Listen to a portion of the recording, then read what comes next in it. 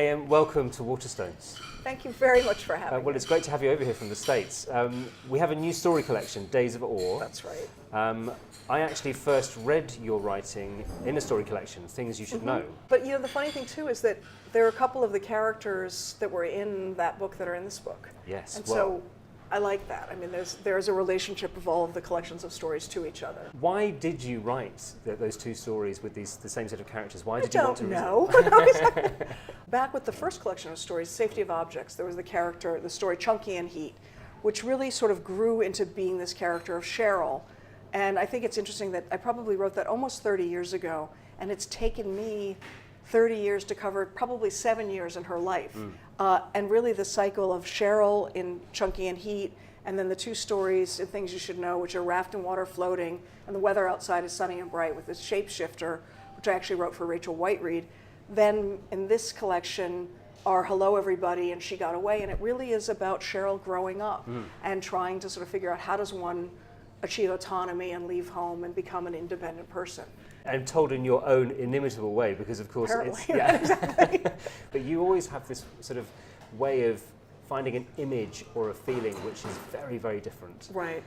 Where does that? Because that's what I remember from reading that first collection was this dark, slightly twisted thing I noticed, and That's I thought, what people often say. yeah, I want to read more of that. I think what's interesting is the notion of growing up or coming of age or achieving autonomy or any of those sort of things, which I've also more recently realized that we think of that as something that happens when somebody becomes old enough to drink or old enough to drive. But the truth is, it is an ongoing process in one's life. One doesn't just suddenly come of age or grow up. We know plenty of people who are 40 who are still very much actively engaged in trying to figure out what that might mean. So I think in the case of this character, the notion of growing up and separating from the family is also filled with a sense of grief and a sense of loss. And so I think that sort of bit with the parents at the end and how does one move on is kind of an articulation of that and a visual articulation of that, which we haven't really seen or talked about much, I think, in literature. Let's go to the title story, Sure. Days of Awe. It's quite a bit longer than any of the other stories in the collection, and it looks at a war correspondent and a writer who are friends. They know each other, and they meet at a conference which is about genocide. Yes. And whilst they're dealing with all of this death, that they have this sort of affair, this sort of very quite sort of torrid sexual. Yes, they hook up at a genocide conference. Obviously, that throws up an extraordinary dichotomy. Yes. But maybe not so strange because, as the war correspondent says, from his work, what he sees in these war-torn countries is people having a lot of sex as a way of sort of re-engaging with life, I suppose. Absolutely. Was that why these two characters had to hook up, as it were? No, I think that despite that, I think that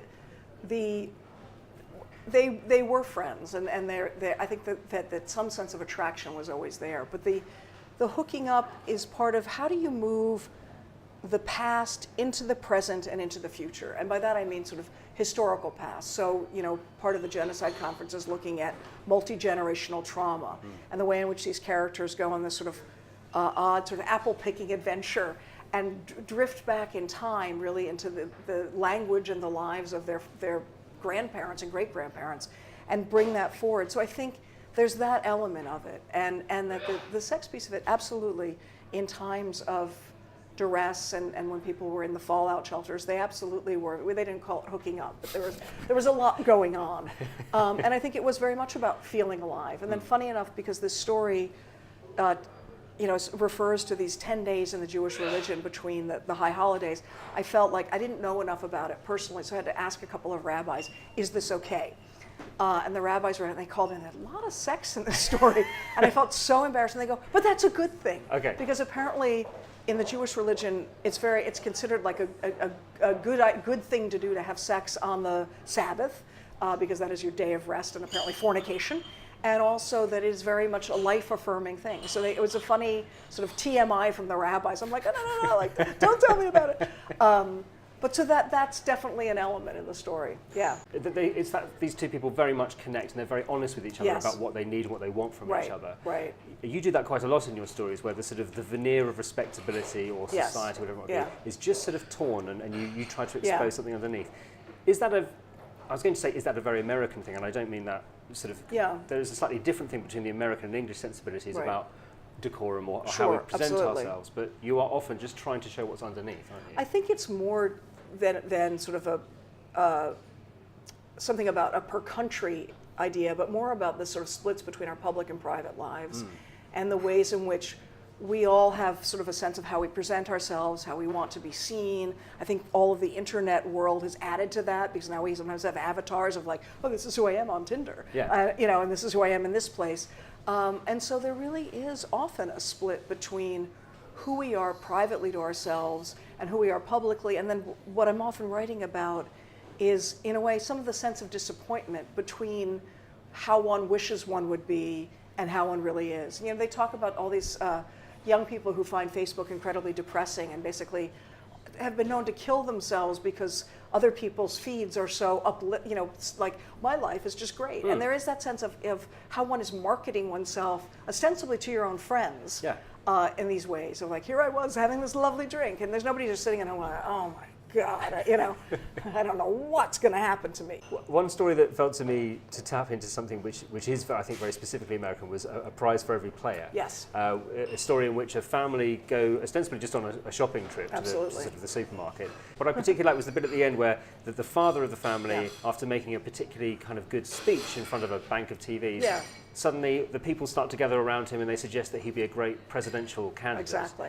I cannot help but, of course, think about, the world that we live in today, the president that you have right now, this idea of, anybody who says the right thing could become president. Right. Am I drawing too close a comparison there? Well, the truly upsetting thing is I wrote that story quite a while ago. Okay. And I think I was sort of intuiting a sense that many American people felt that the American political system was literally not speaking to them. Yeah. And unfortunately, I think somebody else also intuited that. And the idea that an everyman could run for president and could articulate what people were missing, or that sense of disappointment or things hadn't worked out, I think was a very real thing. And it's disturbing to me the way it played out, because, there was a piece of the story that I wanted to sort of write at some point. I was like, oh, this should be a novel. And one of the things that was going to happen next was that this everyman was going to have to get a history teacher, because he actually didn't know any history, and he was going to take the 7th grade history teacher on campaign with him to fill him in. I think our president actually needs the history teacher, among other things. Just to sort of look at short stories as a form in general, because you've written novels and short stories, and obviously this collection is amassed from stories that you've written over many years, as you said. What do you enjoy about short story writing as opposed to the longer novels? I think there's a couple things. One is that there are things that you can do in a short story that you wouldn't be able to sustain in a novel. So the story Days of Awe about the Genocide Conference, that wouldn't be a novel, because it is very both compressed, but also the scale of it is limited to these few days at this conference. And I think were you to try to make that into a novel, it become not even a whole other thing, it wouldn't sustain itself. So that's one of the questions always, is what is the arc and the shape of the story? The other thing is there's a compression to stories, and there's a use of language and kind of a tightness to the way they're built. This is sort of an architecture that's very different from a novel. Because in a novel, you really can wander off and come back, and it's like fly fishing. You can just go and stand there for a few hours and just see what happens. And people like that, because it's actually pleasurable. They're standing there with you, and they're like, oh, we're up there on the lake, and it's a nice day, and we're looking at and we're contemplating these things. But in a short story, it's already in motion, and it needs to sort of move in a certain way to a conclusion of some sort. I mean, as I said at the beginning, my first experience reading you was short stories, and there is always a hook that makes me kind of go, ooh, I wouldn't have thought of that, and it's what brings you back to read more, because it's sort of, what is the A.M. Homes take going to be on this thing? So thank you for this collection, and we look forward to it. For reading it. And I hope you read it too. Well, that's the important thing, yes. Well, thank you so much for coming in. Thanks for having me. Pleasure.